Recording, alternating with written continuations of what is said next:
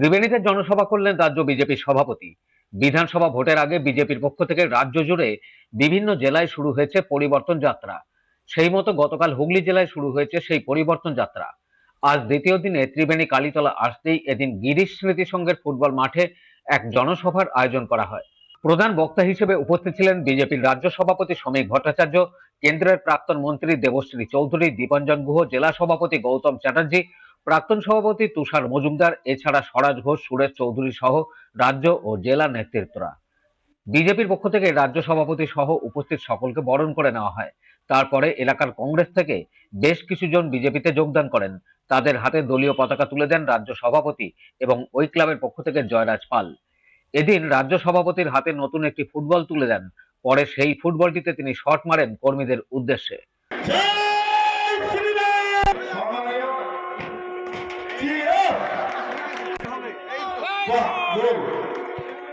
বক্তব্য রাখতে গিয়ে রাজ্যের মুখ্যমন্ত্রী ও শাসক দলকে এক হাত নিলেন বিজেপির রাজ্য সভাপতি। আরো কি বলছেন শুনবো। তিনি মাটি চেনেন, মাটির গন্ধ জানেন। তিনি বুঝতে পেরেছেন যে শেষে সেদিকে আর বেশি দূরে নেই, কারণ তাকে বাবু ভট্টাচার্য এবার মা দুর্গাকে স্যাক্রিফাইস করতে হবে। মা দুর্গাকে এতদিন নিয়েছেন, এবার ওনাকে দিতে হবে। আর বিজেপিও বলছে আমরা তোমায় ছাড়বো না, রিজওয়ানেরা কি ছেড়ে দেবো, আমরা ওকে পশ্চিমবঙ্গের মধ্যে রেখে দেবো। আমরা রেখে দেবো পশ্চিমবঙ্গের এক প্রান্ত থেকে অন্য প্রান্ত তিনি দৌড়ে বেড়াবে, পাহাড় থেকে সাগরে। পাহাড়ে গিয়ে তিনি মোমো বানিয়েছিলেন, মোমো রান্না করা শিখেছিলেন, এবার কি ওখানে ফ্রাইড মোমো বানাবেন, ফ্রাইড ভাজা। চারিদিকে দেখছেন না, নতুন নতুন শিখবেন, বিজেপির বিরোধিতা করবেন। দেখুন, বিরোধী দলের প্রয়োজন আছে। বিরোধী দল না থাকলে কোনোদিন গণতন্ত্র তার নির্দিষ্ট সাফল্য পায় না। তাই আমরা আপনাদের কাছে বলতে এসেছি, মহিলাদের বারবার অপমান করা হচ্ছে। বলছে লক্ষ্মীর ভান্ডার, আরে লক্ষ্মীর ভান্ডার কি হবে? বলছে লক্ষ্মীর ভান্ডার দিয়ে মমতা বন্দ্যোপাধ্যায় জিতবে। বিজেপি, আপনার মনে আছে, সবাইকে আমি কথাটা মনে করাই, আপনারা ভুলে যান বারবার। আপনারা একবার রাজ্য নির্বাচন কমিশনের চেহারাটা মনে আছে? আপনারা তো এখানে রাজনীতি করেন, রাজ্য নির্বাচন কমিশনের মুখটার কথা মনে করুন। কি নাম শুনে গেল আমাদের রাজ্য নির্বাচন কমিশন, মুখ্যমন্ত্রী রাজ্য নির্বাচন কমিশন। সাংবাদিকরা তো মনে করবেন রাজীব সিনহা, আপনাদের কাছে তো ফটো আছে, একবার লোকটার কথা মনে করে দেখুন। একবার আপনার ছাঁচটা খালি মুখে দেখবেন, একদম কুমোরটুলির ওষুধ, সমস্ত মহিলাদের কাছ থেকে যেটা ফোন নিয়ে গিয়ে উনি তাদের পরাজিত ঘোষণা পঞ্চায়েতে আমরা জিতেছি, তার মধ্যে 60% মহিলা। কারণ কি? কারণ সমস্ত টাকা কার টাকা, আরে কি কার টাকা দেবে? আর ওরা লক্ষ্মীর ভান্ডার দিচ্ছে, আরে রাজ্যটা কিন্তু লক্ষ্মী ছাড়া করে দিয়েছে। লক্ষ্মী আসবার জন্য তো শান্তি চায়।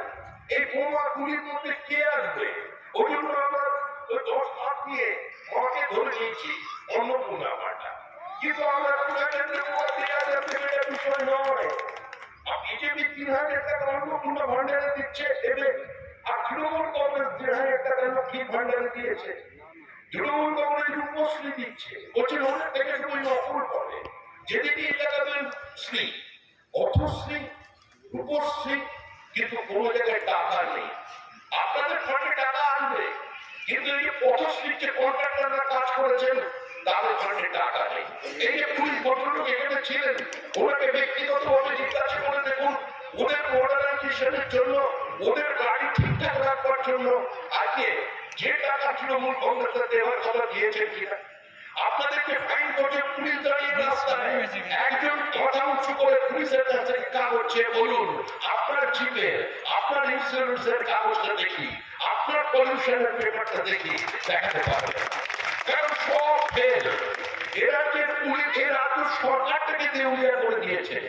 কংগ্রেসেও নেই, আমি বিজেপিতেও নেই, আমি শুধু আমাকে আছি। আমি 5-7-এও নেই, 5-এও নেই, 6 আর 8-এ আছি। রাহুল গান্ধী কলকাতায় এলেন, রাহুল গান্ধীকে দেখে উনি বলে দিলেন ভোটের উকিল। তারপরে এলেন প্রণব মুখার্জি, প্রণব মুখার্জি এলেন রুদ্ধদ্বার বৈঠক, জানলা দরজা বন্ধ। কিছুক্ষণ পরে দুজনে বেরিয়ে এসে বলে দিলেন জোট সম্পূর্ণ হয়ে গেছে, তৃণমূল কংগ্রেসের সঙ্গে কংগ্রেসের জোট। আর সেই জোটের মধ্যে দিয়ে ভোট হয়ে গেল 2011 সালে পশ্চিমবঙ্গে পরিবর্তন। কে কোথায় ছিল জানি না, হঠাৎ কংগ্রেসের নেতা মন্ত্রী মনোজ চক্রবর্তী পা থেকে চটি ছুঁড়ে দিয়ে বললেন আমি চললাম। চটি ছুঁড়ে ফেলে দিয়ে বললাম মন্ত্রিত্ব ছেড়ে চলে গেলাম।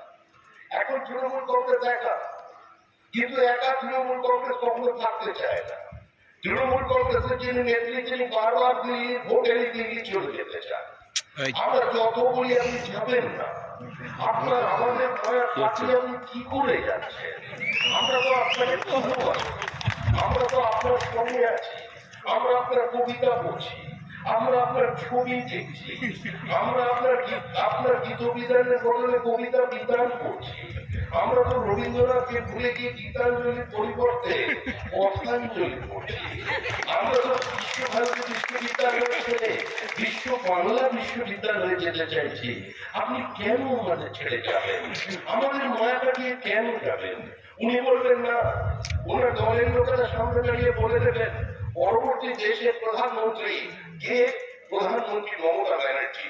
ভোট কিছুদিন করেই যাবার পরই মাঝখানে কেটে যাবার পরই বলবেন এই ভোটে কি হবে? সরকারের চালিকা শক্তি থাকবে আমাদের হাতে। যেরকম বুদ্ধদেব ভট্টাচার্য বলেছিলেন সরকারের প্রাণ ভোমরা আমার হাতে। বিশ্বনাথ প্রতাপ সিং এর সরকার, মনে রাখবেন, ইতিহাসকে স্মরণ করবেন, পশ্চিমবঙ্গের মানুষ রাজনীতি সচেতন মানুষ। বিশ্বনাথ প্রতাপ সিং এর সরকারকে আমরা সমর্থন দিয়েছিলাম শর্ত সাপেক্ষে, আর সিপিএম এর সমর্থন ছিল নিঃশর্ত সমর্থন। বুদ্ধদেব বাবু বললেন আমরা চাইলে সরকার উঠবে, চাইলে সরকার করবে, প্রাণ ভোমরা আমাদের হাতে। কিন্তু প্রাণ ভোমরা বুদ্ধদেব বাবু টিকিয়ে রাখতে পারেননি। লালকৃষ্ণ আডবাণীকে গ্রেফতারের পরই ওই সরকারের অবসান হয়ে গিয়েছিল। ঠিক তেমনই মমতা বন্দ্যোপাধ্যায় দল বলেন এবারে সরকারের চাবিকাঠি থাকবে আমাদের হাতে। আরো এক মাস যখন পেরিয়ে যায় বললেন আমার দিল্লি নিয়ে কোনো প্রয়োজন নেই, আমি আমার বাংলা, এগিয়ে বাংলা, আমি বাংলাকে ভালোবাসি, বাঙালি মাছ ভাত খাবে, এখানে অন্য কোনো মানুষের জায়গা নেই। উত্তরপ্রদেশ বিহারের খৈনি থুতুতে আমরা কলকাতার মাটিতে মানে কলকাতার লোকাতে জম করতে দেব না, এই ধরনের বিবৃতি দিয়ে তৃণমূল কংগ্রেস পৌঁছে গেছে। বন্দে মাতরমের 150 বছর ঠাকুর রামকৃষ্ণ পরমহংসের পদচারণা, নিমাই সন্ন্যাসীর যাতায়াত, আর এই হুগলি জেলা যা থেকে একদিন হাওড়া জেলা তৈরি হয়েছিল হুগলিকে ভেঙে, সেই হুগলি জেলার মাটি স্যার আশুতোষ মুখার্জির মাটি, শ্যামাপ্রসাদের পূর্বপুরুষের মাটি। এই মাটিতে ডক্টর শ্যামাপ্রসাদ মুখার্জির নারী যোগ ছিল। পূর্ববঙ্গের তিনি মানুষ নন, তিনি একদম পুরোপুরি খাঁটি কোটি। মোহনবাগানের সমর্থক ছিল কিনা সেটা কোনো বইতে লেখা নেই, কিন্তু তিনি ঘটি ছিলেন, একদম ঘটি। আর যাদের জন্য মাটিটা রেখে গেছেন তারা কিন্তু ওপার বাংলা থেকে এসেছেন, তাদের জন্য চোখের জল ফেলেছিলেন এই শ্যামাপ্রসাদ। এই যে আমি যে বক্তৃতা করছি আপনারা বক্তৃতা শুনছেন, এই যে তৃণমূল কংগ্রেস কিছুক্ষণ পরে হয়তো আমাদের কাটাউট ছিঁড়ে দেবে, কিছুক্ষণের মধ্যেই হয়তো আবার এখান থেকে আরেকটা যাত্রা নিয়ে বিজেপির উপরে আক্রমণ করবে। তারাও যে মাটিতে দাঁড়িয়ে আছেন, তাদের যে পূর্বপুরুষ কংগ্রেসের হিন্দু যারা বিধায়ক ছিলেন, তারাও কিন্তু 1947 সালের 20 জুন শ্যামাপ্রসাদের আহ্বানে সাড়া দিয়ে হিন্দু হোমল্যান্ড তৈরি করবার জন্য প্রাদেশিক সভায়, প্রাদেশিক বিধানসভায় আর আইনসভায় তারা ভোট দিয়েছে। যে জ্যোতি বসু একদিন মুসলিম খুন করেছিল, যারা বলেছিল minority has the right two self determination, অর্থনীতির অধিকার চাই, হিন্দু মুসলমান দুটি পৃথক জাতি একই সঙ্গে বসবাস করতে পারে না, তাই মুসলমানদের জন্য সেপারেট হোমল্যান্ড চাই। হবে তারা তৃণমূল কংগ্রেসকে ভোট দেবেন, আর যারা এই অরাজক অবস্থার অবসান চান তারা বিজেপিকে ভোট দেবেন। মানুষ পাইলে তৈরি করবে। 2014 সালের একটা উপনির্বাচনে বিজেপি প্রার্থী জয়ী হয়েছে, আবার 2016 সালের নির্বাচনে কংগ্রেস এবং সিপিআই এর পশ্চিমবঙ্গে দাঁড়িয়ে মালা বদল করে দিয়েছে। আমরা যারা দীর্ঘদিন বিজেপি করছি আমরা বারবারই হুগলি জেলার মাটিতে ওই কখনো রিক্সা ভ্যান রিক্সার মাইক পেতে মানুষের সামনে বলতাম যে কংগ্রেস থেকে দুটো পৃথক রাজনৈতিক দল নয় এক ধর্মের পরিপূরক। কংগ্রেসকে ভোট দেওয়ার অর্থ সিপিআইএম কে ভোট দেওয়া, কারণ পশ্চিমবঙ্গে কংগ্রেস সিপিআইএম কে বাঁচিয়ে রেখে দিয়েছে। কংগ্রেস যদি চায় সিপিআইএম ক্ষমতা থেকে চলে যাবে, আর কেন্দ্রে কংগ্রেসকে নীরব সমর্থন দিয়ে গেছে সিপিআইএম। মানুষ আমাদের কথায় বিশ্বাস করেন, কিন্তু দেখা গেল 2016 সালে সরাসরি সিপিআইএম এবং কংগ্রেস রাস্তায় নেমে পড়লো, নেমে পড়ে মালা বদল করে দিল। আজকে আবার দুজনে আলাদা আলাদা হয়ে গেছে। অতীতে এদের ড্রয়িং রুম এক থাকতো, অতীতে এদের রান্নাঘর এক থাকতো, কিন্তু বেডরুমটা আলাদা থাকতো। এরা সব পাকে বাধা পড়তো, কিন্তু ম্যারেজ নিয়ে রেজিস্ট্রি করতো না। কিন্তু হঠাৎ 2016 সালে এসে বললো প্যার কিয়া তো ডর না কিয়া। আমরা দুজনে একসঙ্গে নেমে পড়েছিলাম, আমরা আবার 11% পৌঁছেছিলাম, কিন্তু আমরা থেমে থাকিনি। 2019 সালে পশ্চিমবঙ্গের মানুষ বাইনারি তৈরি করে দিল। হুগলি জেলায় আমাদের সাংসদ জয়ী হলেন, 18টি আসনে আমরা জয়ী হয়েছিলাম। যে পার্টির দিকে তাকিয়ে একদিন পশ্চিমবঙ্গের মানুষ বলতো বিজেপি আবার পার্টি আসল আবার পার্টি, হাম তো হামারা তো। সেই লাল কৃষ্ণ আদবানি 86 সালে কলকাতায় দাঁড়িয়ে বলে গিয়েছিলেন, হ্যাঁ হাম তো হামারা তো লেকিন বাংলাদেশ সে আগে তো। আজকে সেই আদবানির বক্তব্য প্রাসঙ্গিক হয়ে যাবে পশ্চিমবঙ্গের মাটি। এখানে আসেনি, আপনারা বিজেপি কর্মী সমর্থকেরা এসেছেন, আপনারা দলের রাজনীতি করছেন না। পশ্চিমবঙ্গের মানুষ আমাদের থেকে এগিয়ে গেছে, আমরা পিছিয়ে আছি।